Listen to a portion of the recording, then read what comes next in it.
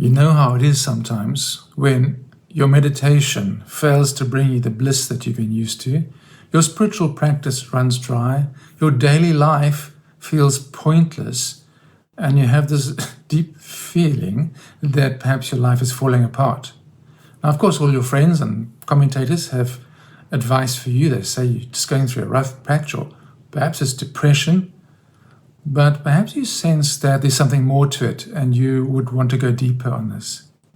Well, my friends, Carl Jung experienced this, and he had a word for it, or a phrase. He called it the night sea journey. Other people have called it the dark night of the soul. So in this video, I'm going to outline 3 ways Jung really gave an insight that will help us on our journey in our dark nights, and 1 place which he missed, which might just be the thing that you need to hear today to help you the next phase of your journey. Now, of course, Jung didn't use the term dark night of the soul. That comes from the mystics and John of the Cross. Jung was referring to a Greek term, nekia, which means like a journey, a descent, a journey to the sea, or just a journey to the underworld. And the primary story that he noticed in this was one we're quite familiar with, called Jonah and the whale. So let's look at that. As a quick reminder, Jonah is instructed by God to go to Nineveh to preach the gospel, to preach the word. And Jonah decides this is definitely not something he wants to do.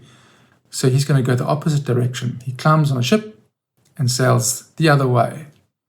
But of course, a storm comes up, a terrible storm. Jonah falls overboard and is swallowed by a whale. The whale takes him down into the depths. Oh, here's the thing. At this point, Jonah in the belly of the whale, he can do nothing. He's helpless. He's in the dark, literally deep, deep, deep down underwater, which means underwater in the psyche. And he's being carried to where he's supposed to go. There's nothing he can do. The whale comes up, spits him out on the shores of Nineveh, where he has to do God's bidding, the thing that he's actually born to do. So there's a lesson here in that it's almost like we're beyond choice at this point.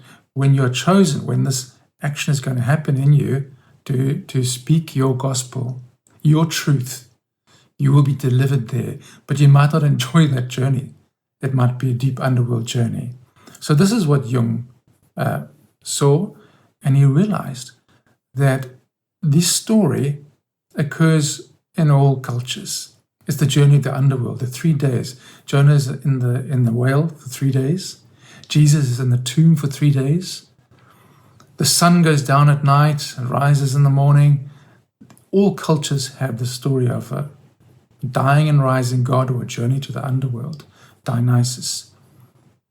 So he said, this is the psyche at work. Maybe this is not something wrong that's happening to us. It's actually what is meant to happen. It's a psychological process that is running by itself. So here's really what this means practically. It means that when you're in the dark night, the best thing you can do is go into it. You've got to go beneath the waves. You've got to recognize it as a dark night and surrender into it. So this is the psyche unfolding. It follows that the single most damaging thing you can do with this is to try and fix it and medicate it, which is what our well-meaning friends and even some spiritual teachers are trying to do for us. Don't go to the dark side. Feel positive, feel better. That advice works in certain circumstances. It's not for the alchemical process. This requires something deeper, the night journey. Now, of course, Jung didn't just theorize this. It came out of his own experience. In 1913, he broke from his mentor, Sigmund Freud, just about as the world was entering World War I. So it was a calamitous event for him, internally and externally. And he went deep into himself. And what he came up with was this insight into the dark night, which was explained in his Red Book, published even after his death. See here how he had to leave his mentor, what he knew, to go his own way. And his own way is very different from Freud's. Sigmund Freud was like establishment, created the establishment. Jung was always the outsider, but he had to go. That was his journey to Nineveh, to preach his gospel. And it was a deep journey of dismemberment. Which brings me to the 3 things that Jung got right, and the deep insights that are going to be helpful for us. And the first one, of course, is that your dark night is not pathology, it is individuation, is a good word for us. Individuation is essentially becoming who you are. It's the full undivided self. It's like who you're meant to be. It's your self-actualized being. Individual in a sense that not following another person's rules, not following Sigmund Freud, for instance, but your own path, individuation. So the persona, that's the one you're leaving. The persona is the one you've grown up with. It's the one who you believe you are. The individuation strips away that persona so that you can be this new one. And it can feel terrifying because you don't know what's being born. You don't know what's on the other end. It feels like death. It really does. The dark night journey feels like death. But the persona is dying so that you can be born. The dying and rising God. That's what's enacting in you right now. Now, what's confusing for us on a spiritual path is that this dying and rising includes our spiritual practice, everything that we've been doing to this point. This is very confusing because we assume that when we have our initial awakening, we get better at meditating and we have insights and spiritual journeys and all this stuff. But my friends, one more persona, that is the spiritual persona. It's the level of ego. It's called the spiritual ego. And it feels beautiful for a while and it's necessary. But when that gets stripped away, it is extremely confusing because there's very few teachers who will light this path for you. So if that is you, just recognize yourself in it and wondering why all your spiritual work and psychological work is not working. Because that was a subtle persona and that is being stripped. So you got to let that stripping happen. It is scary because you don't know where you're going. There's few maps. One of them I'm outlining right here. So stay tuned. Okay, what's number 2? Avoidance makes things worse. Of course, I've already touched on this, but Jonah has to go in the whale. He has no choice but to surrender. And here's the thing, the whale is redirecting him. So this whale experience, the underworld journey, is redirecting you. And the worst thing you can do is resist it. So this is kind of one of my core teachings really, is that you've got to get used to the idea of being present to the discomfort and letting it be as it is. We're not comfortable with this. We're not taught how to be present with discomfort. Hey, we've got to medicate it and think positive and all this wonderful stuff. But what I'm saying here is feel. So in this journey, your practice then is to feel that negative, all the welling up of negativity will come up. As your defenses are shredded, the hidden archetypal stuff will come up. Wounds will come up. Sore spots, your vulnerability will come up. And what you've got to do is feel it. And your question here is simply ask, can I let this be as it is just for now? Can I let this be as it is just for now? And that gives you permission to feel it. And when you feel through, it works through. Now the alchemical journey is happening. It can feel quite rough. Sometimes you just got to sit in your chair and just breathe through it. Not hoping it will get better, but being okay with it as it is. And if you resist it, it's also fine. You say, can I allow this resistance just for now? That's wonderful. You don't have to even drop your resistance. Just bring it into the process of observation. That is the dark night medicine, really. And one more point on this is that if you're wondering why suddenly you have all this darkness in you, and you thought your spiritual work had got rid of it, well, it means you're actually on the right track, because what the previous spiritual work has done is made it safe for the darker stuff to come up. It says you now have a strong enough ego to handle this archetypal material and this old childhood wounds, and cultural wounds will come up. It says you're strong enough. So if you're in this dark night or the night journey, it's because you've done the work already that has made it safe for this to happen. We're just not prepared for it. That's why I'm making these messages to help you and others cope with this, which is really off the map, this level of awakening. It's not often talked about. It's very obscure. It's mystical, like all the dark night. Ooh, what's that? Well, you're in it. Now you're in it. And it feels not so great because it brings up stuff. So I'm here to tell you that you're on the right track. All you've got to do is feel it. Breathe through it, feel it. That was point number 2 still. What's number 3? the gold is in the shadow. What does that mean? So Jung used that expression, the gold is in the shadow.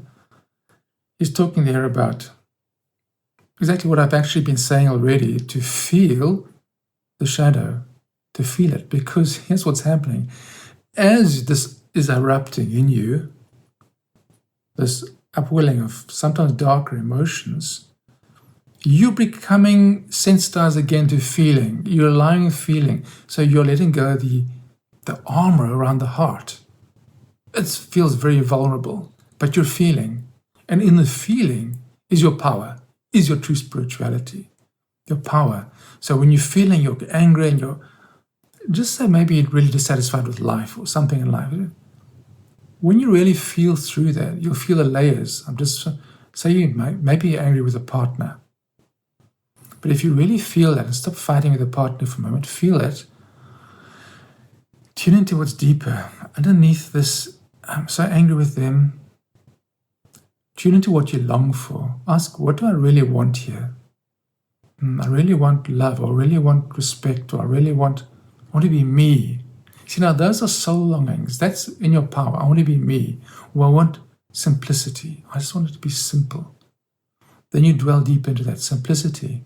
When you begin to recognize the soul's longing, that is powerful, and that will carry in its journey. I want simplicity. I want peace. And in recognizing that, you begin to slip into peace and stillness and simplicity.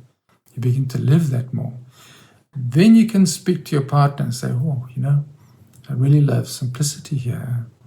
Or how can I help you? Or what do you need? Because now you've connected with you. But first you've got to feel the surface level shadow. Okay, so the gold is there. It's your power, it's your strength, it's your feeling. Your feeling. And it's not always easy to get into feeling. We're taught not to. Don't feel the negative. I'm telling you here. Russell is telling you, giving you official permission. Feel the negative. Feel the shadow. Breathe into it. Let it be as it is just for now. Can you do that? Good. So those were the 3 insights from Jung that are going to help you. But before we get to the one that he missed out, if this is landing for you, do consider giving this video a like and perhaps a subscribe. It helps show this type of video to more people like you who might really need this. Okay, so the missing point. And the missing point is this. It's the non-dual layer, the non-dual twist. And on this program, we always have a non-dual twist to everything, which is that even though Jung gave us this incredible map of individuation, it's the ego essentially integrating the shadow to become the individuated self. But that self is still ego. It is still a sense of self. It's what I would call the enlightened ego, the self-actualized self. You still take yourself as you who has been on this journey through the deep darks, the night journey. So this is not a criticism of Jung. It's just more like standing on his shoulder to see what's next. What's next is the terrifying moment of the dark night, which is when even that persona, even that individuated self is dissolved. That, I believe, is what St. John of the Cross was referring to by the dark night of the soul. He had 2 stages of the dark night. This is the final, most terrifying one, where even that perfected self is revealed as ego. And we don't always want to blame ego here, because it's beautiful. If the whole world was this individuated ego, it would be a beautiful place. Still take the world about 1,000 years to get there, I think. But Jung is looking at it from the inside, experiencing it from his own ego and its fulfillment. That's where he stopped. Now we can take it further. In this metaphor of Jonah, the psyche, the persona, goes in the belly of the whale and then is purified, transformed, and becomes what it's meant to be, the vessel of God, or spirit. The non-dual insight shows us that even the self of Jonah must be relinquished and is eventually stripped away, so that you can see that you are not Jonah in the whale. You're not even the whale, you are the ocean.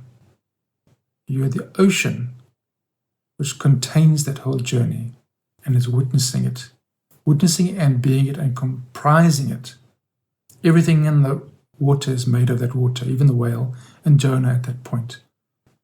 So when he comes out, he still believes he's Jonah, but now he's the messenger of God. We are saying there's one more step, which is that I'm not even Jonah. I was never even really in the belly of the whale. I was always this ocean. My friends, how does that land for you?